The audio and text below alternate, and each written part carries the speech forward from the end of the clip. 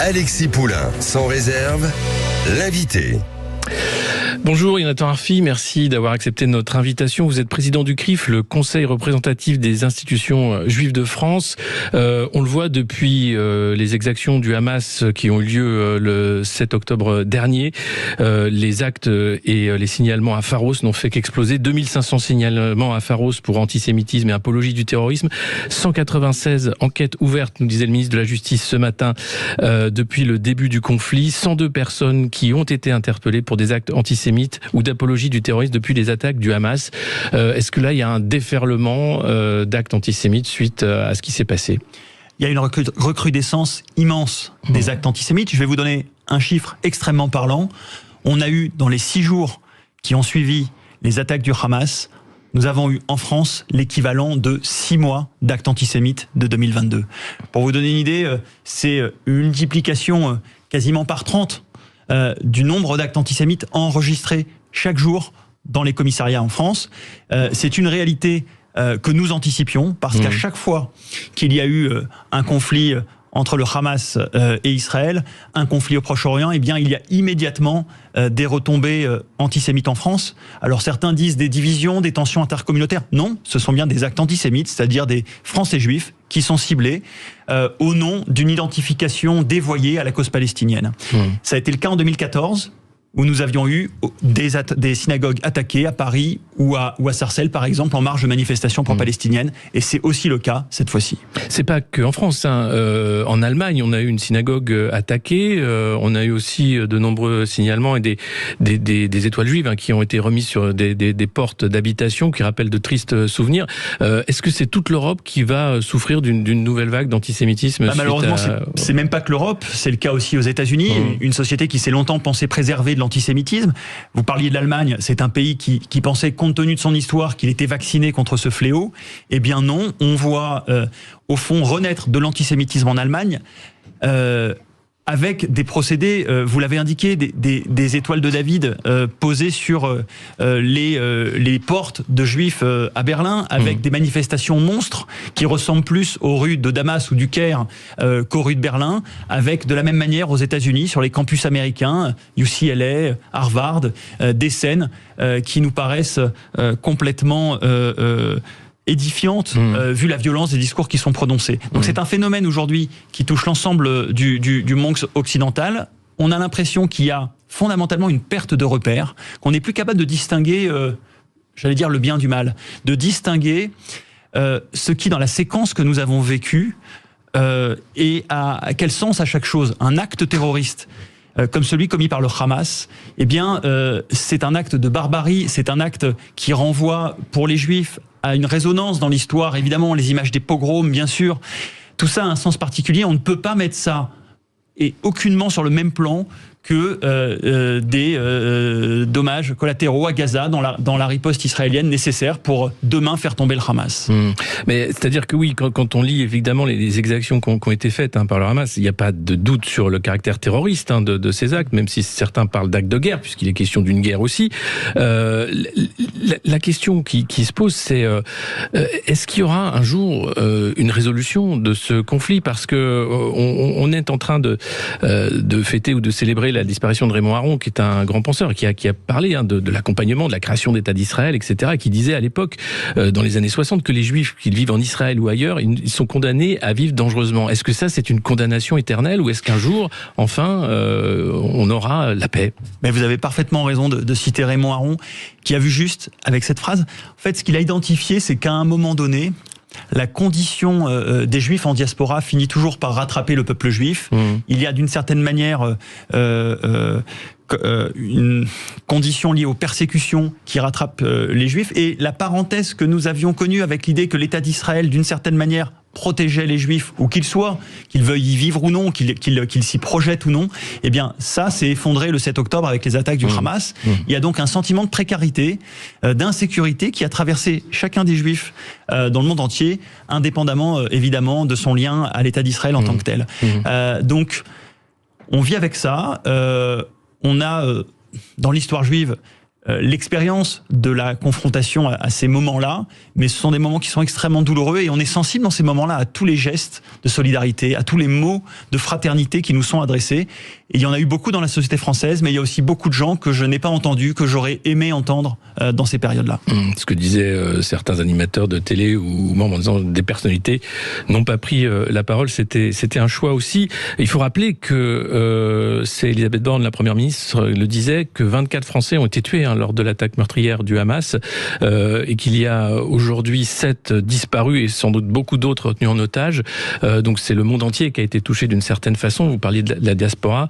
C'est ce problème-là. Aujourd'hui, la communauté juive en France, est-ce qu'elle se sent protégée par les pouvoirs publics ou est-ce qu'il y a quand même une peur de trou dans la raquette ou de déclarations qui ne seraient pas à la hauteur de ce qui est sur le terrain? Alors, oui, elles se sont évidemment protégées par les pouvoirs publics parce qu'il y a au ministère de l'Intérieur, chez Gérald Darmanin, et puis plus largement au sein de l'ensemble de l'exécutif, une conscience forte du fait que l'antisémitisme sur cette séquence-là est un marqueur d'un trouble profond de la société française, que la cause palestinienne est instrumentalisée et dévoyée pour s'attaquer aux Juifs, et qu'il faut, d'une certaine manière, protéger le plus possible la vie juive de ces menaces-là. Mais en même temps, ce que je constate, c'est que malheureusement, ça n'empêche pas la peur, ça n'empêche pas l'anxiété dans la communauté juive. Je peux vous dire que des parents qui déposent leurs enfants à l'école juive le matin, la boule au ventre, bien, c'est des scènes qui ne sont pas acceptables.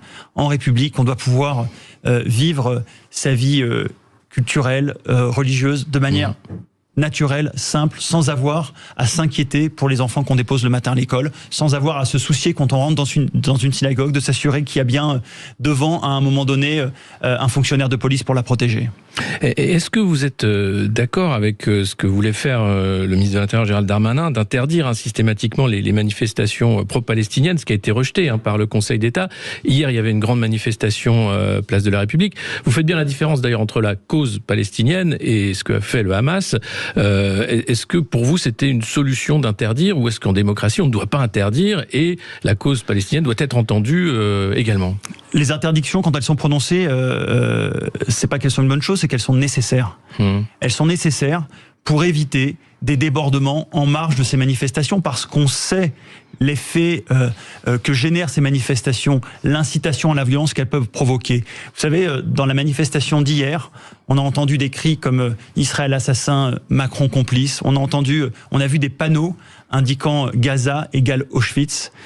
Ça ne vise qu'à une seule chose, à étouffer la responsabilité du Hamas dans des actes terroristes. C'est une forme de légitimation du terrorisme qui est en train de se passer publiquement dans les rues françaises.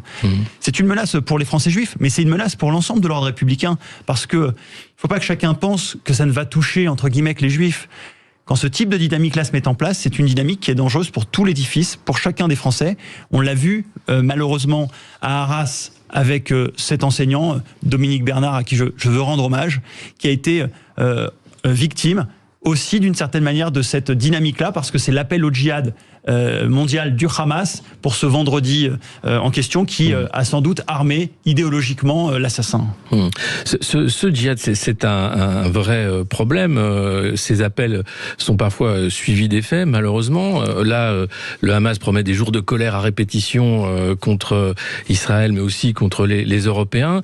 Est-ce que dans la part des actes antisémites, des menaces terroristes, les réseaux sociaux jouent maintenant un rôle clé? On l'a vu dans la diffusion notamment de la propagande de l'État islamique. Est-ce que là, il y a un vrai souci qui est nouveau, qui n'était pas là auparavant? Vous savez, dans les années 90, il n'y avait pas les réseaux sociaux. La situation au Proche-Orient était plus calme et on avait quelques dizaines d'actes antisémites par an. On a maintenant plusieurs centaines sur quelques semaines ces jours-ci. Donc on est dans une dynamique qui a radicalement changé. Alors bien sûr, il y a l'explication liée à la situation au Proche-Orient, mais il y a aussi un catalyseur de haine que sont les réseaux sociaux.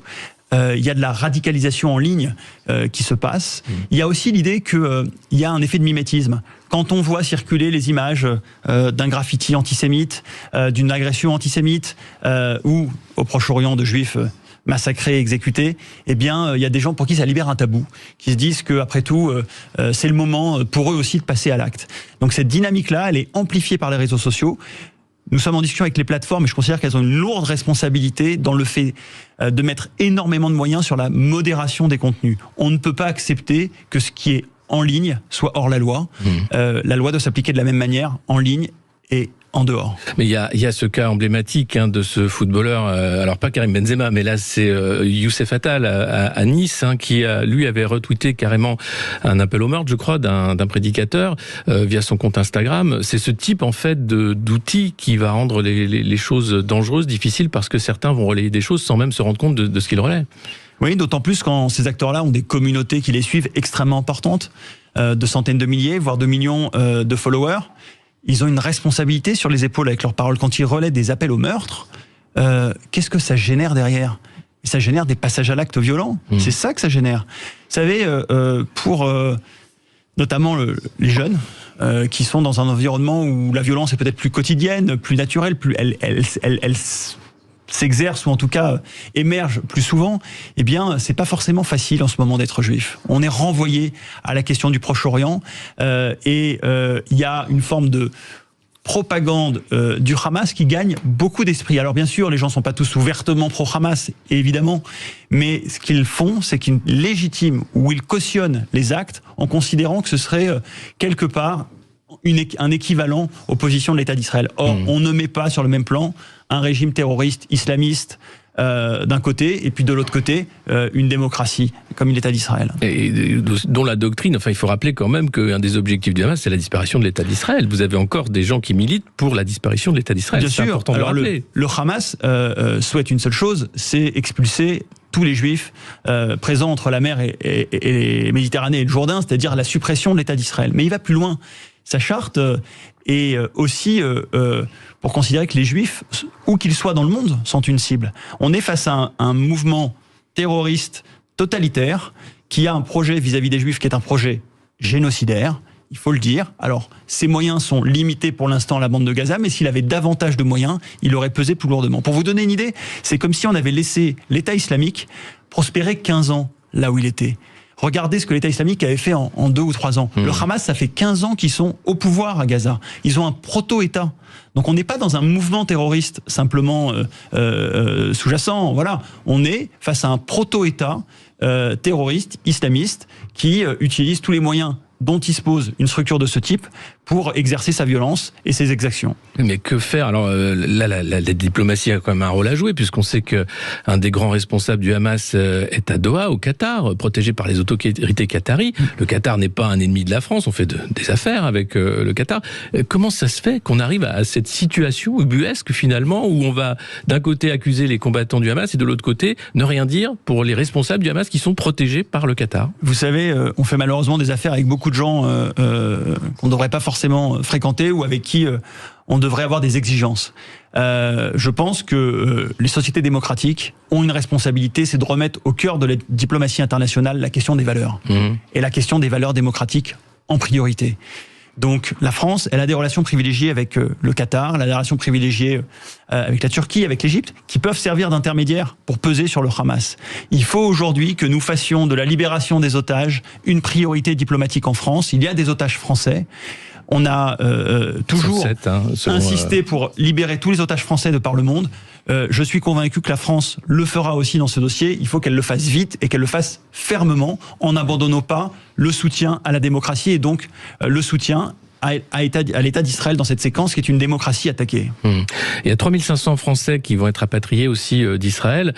Pendant des années, Israël a été vu comme un havre de paix ou de protection pour la communauté juive qui partait justement là-bas après avoir vécu toute une vie dans certains pays.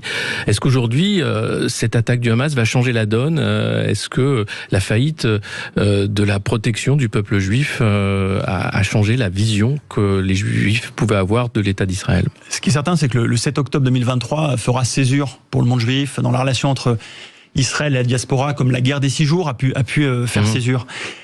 Quels seront les changements ? C'est trop tôt pour le dire. Il y a effectivement des Français juifs qui s'étaient établis en Israël, qui pourraient demain considérer que finalement c'est une vie trop dangereuse et revenir en France. Il peut y avoir aussi des personnes qui se disent que la ligne de front aujourd'hui pour les valeurs démocratiques et pour le peuple juif, elle est en Israël face aux terroristes du Hamas et d'autres.